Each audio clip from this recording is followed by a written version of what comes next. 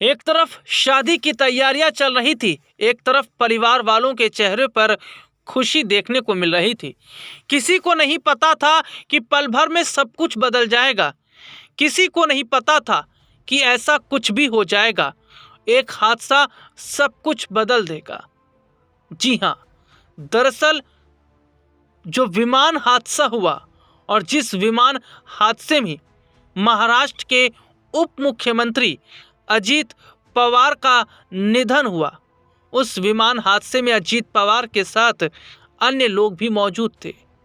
और आज उन्हीं का जिक्र हम कर रहे हैं कि कैसे पल भर में सब कुछ बदल गया और हर जगह मातम ही मातम पसर गया। मार्च का महीना आने वाला था, घर में शादी की बातें चल रही थी, नई शुरुआत के सपने सज रहे थे, शहनाई की जगह तय हो रही थी।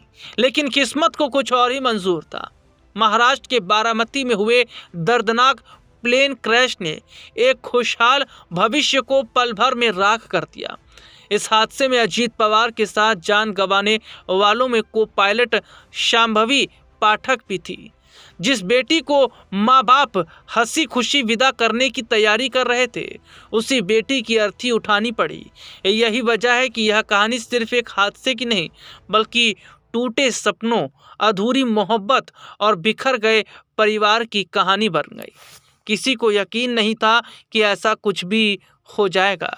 दिल्ली के सफदरजंग एन्क्लेव में नया घर, पैक पड़े सामान, अधूरा गृह प्रवेश और अब सन्नाटा। 4-5 दिन पहले जिस घर में खुशियां बसनी थी, वहां मातम पसरा है। हर दीवार गवाही दे रही है उस सपने की जो पूरा होने से पहले ही टूट गया।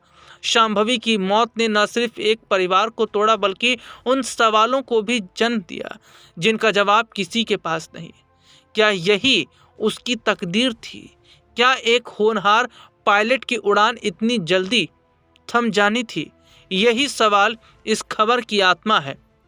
दरअसल अपने दर्शकों को बता दें कि सफदरजंग एन्क्लेव के A1 ब्लॉक में स्थित घर संख्या 313 में अभी तक सामान के डिब्बे खुले भी नहीं थे।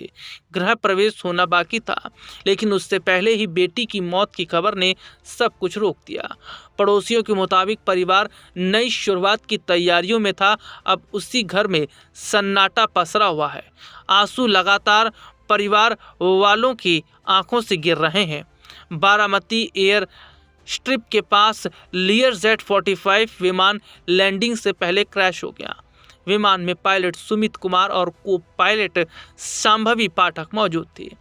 हादसे में शांभवी की मौके पर ही मौत हो गई। एयरफोर्स और एविएशन से जुड़े लोगों के लिए यह बड़ा झटका है। परिवार और दोस्तों के मुताबिक शांभवी की मार्च में शादी तय थी।